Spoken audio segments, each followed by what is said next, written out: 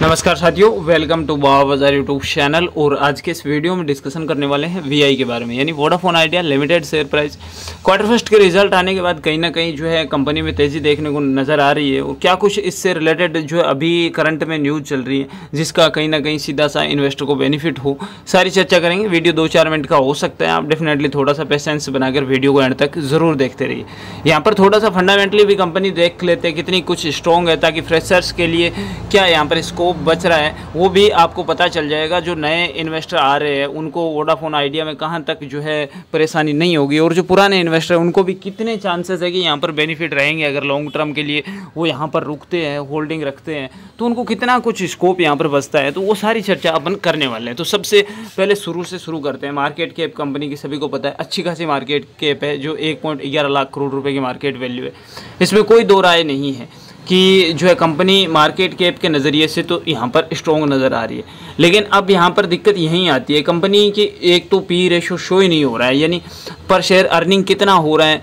मतलब एक तो ईपीएस होता है, एक पी रेशो होता है। पी रेशो का सीधा सा मतलब होता है कि जैसे आप कंपनी का 8 रुपये पी रेशो है तो आपको 1 रुपये कमाने के लिए 8 रुपये लगाने पड़ेंगे। लेकिन वीआई का सबसे बड़ा नेगेटिव पॉइंट यही है कि पी रेशो शो नहीं हो रहा है, कंपनी दे ही नहीं रही है। आरओसी की बात करें, रिटर्न ऑन जो है कैपिटल एम्प्लॉयड, यानी पूरे ओवरऑल जो है कैपिटल है कंपनी का, उस पर आपको कितना रिटर्न्स दे रही है या फिर कंपनी कितना रिटर्न्स गेन कर रही है, तो ये भी यहाँ पर 3.61% का जो है माइनस में चल रहा है। यहाँ पर भी अगर 8, 10, 12, 15, 20 जो है % होता तो कहीं ना कहीं कंपनी जो है फंडामेंटली स्ट्रॉन्ग होती। बुक वैल्यू की बात करें, सबसे बड़ा नेगेटिव पॉइंट है, बुक वैल्यू माइनस में चल रही है। मान लो कल के कल ये कंपनी बंद हो जाए और आपने 20,000 के शेयर ले रखे हैं तो आपको कुछ नहीं मिलेगा। आपको पेमेंट है वो बुक वैल्यू के अकॉर्डिंग दिया जाता है, लेकिन यहाँ पर तो बुक वैल्यू भी माइनस में चल रही है। तो यहाँ पर कंपनी में अगर पॉजिटिव पॉइंट देखें तो कहीं ना कहीं जो है मिसिंग है कि आपके लिए कितना कुछ पॉजिटिव पॉइंट बच रहा है। अभी जो जून वाले आंकड़े हैं उसमें अगर कंपनी के सेल्स देखें, ये मार्च वाले आंकड़े हैं जिसमें कंपनी ने 10,607 करोड़ की सेल्स की थी और अभी 10,508 करोड़ की सेल्स की है। तो कहीं ना कहीं ओवरऑल कंपनी का सेल्स कम हुआ है तो रेवेन्यू भी कम जनरेट हुआ है। वही कंपनी के खर्चे हैं वो पिछले क्वार्टर से मुकाबले यहाँ पर 100 करोड़ एक्स्ट्रा हुए हैं, यानी पिछले में 6200 करोड़ हुए और अभी 6300 करोड़ जो है कंपनी ने खर्चे किए। ऑपरेटिंग प्रॉफिट की बात करें, ऑपरेटिंग प्रॉफिट है वो भी यहाँ पर जो है घटता हुआ नज़र आ रहा है। और ओपीएम की बात करें तो यहाँ पर ओपीएम भी 40% है, 41% से 40% हो गया।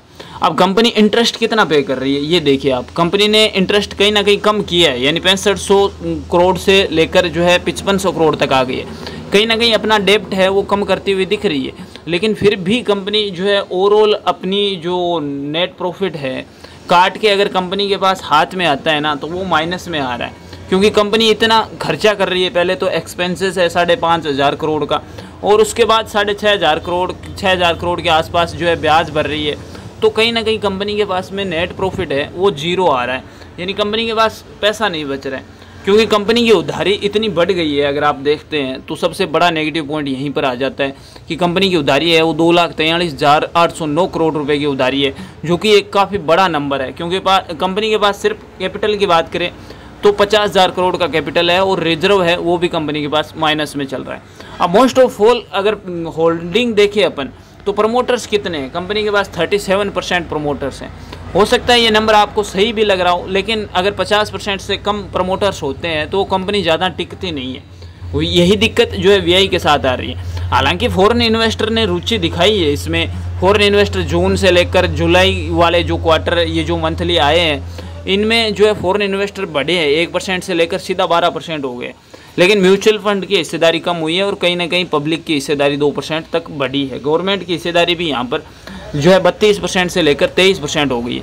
कहीं ना कहीं गवर्नमेंट भी अपना इंटरेस्ट है वो कम करती हुई नज़र आ रही है कि ज़्यादा इसमें रुचि नहीं ले रहे हैं। अब यहाँ पर अगर न्यूज़ की बात की जाए कि ये देखिए मनी कंट्रोल की ओर से यहाँ पर न्यूज़ आ रही है कि यहाँ पर नतीजों के बाद वीआई में हल्की सी तेज़ी और 10% से ज़्यादा जो है टूटा पीरामल एंटरप्राइजेज। अब इनमें क्या करें, तो यहाँ पर कहीं ना कहीं जो रिजल्ट आए हैं उसके बाद में मार्केट में पॉजिटिव इंटेंट नज़र आ रहा है वीआई की तरफ, लेकिन ये इतना जो है पॉजिटिव नहीं है कि आपको जो है रिटर्न्स दे पाए। ओवरऑल अभी तो जो है वीआई में हर तरफ से पॉजिटिव वे बना हुआ है। और यहाँ पर इकोनॉमिक्स टाइम्स की भी बात अगर माने तो वीआई जो है शेयर्स रैली ओवर 3%, आफ्टर जो है नोरिंग quarter first losses should you have जो है इंटरेस्ट, यानी आप अगर दिलचस्पी ले रहे हो तो आप देख लो, लेकिन फिर भी जो है ज़्यादा इतना बन नहीं रहा है, क्योंकि हालांकि आपको ये हल्की सी तेज़ी दिख रही होगी 9 पैसे की, लेकिन इतनी तेज़ी नहीं है कि आप इसमें जो है इंटरेस्ट ले पाओ या फिर अपनी सेविंग्स है वो रिस्क में डाल पाओ, क्योंकि ओवरऑल अगर कंपनी की 6 महीने की ग्रोथ देखते हैं तो नेगेटिव में ही आपको मिलेगी, यानी 12 पैसे कंपनी ने खोया है, इन्वेस्टर को कुछ नहीं दिए। ओवरऑल 1 साल के रिटर्न्स निकाले तो बेशक कंपनी ने डबल किया है, रिटर्न्स 104% तक रिटर्न्स आए हैं, और कुल मिलाकर पिछले 6 महीने कंपनी के लिए अच्छे नहीं गुजरे हैं, इसमें कोई दो राय नहीं है। और जैसे ही कोई करंट में न्यूज़ आती है, डेफिनेटली आज तो सैटरडे है तो मार्केट क्लोज है, इसमें कोई दो राय नहीं है, लेकिन जैसे ही कोई नई अपडेट आती है मैं तुरंत वीआई से रिलेटेड आपको जो है यहाँ पर डाल दूंगा। बाकी अगर देखा जाए अभी जो करंट में यही न्यूज़ चल रही है, क्वार्टर फर्स्ट के जो आंकड़े आए हैं वीआई के, उसमें कहीं ना कहीं कंपनी को लॉस तो हुआ है, लेकिन अगर पॉजिटिव बात देखिए जो है क्वार्टर फर्स्ट में, तो नेट इनकम, ईपीएस और नेट प्रॉफिट मार्जिन में कंपनी ने सुधार किए।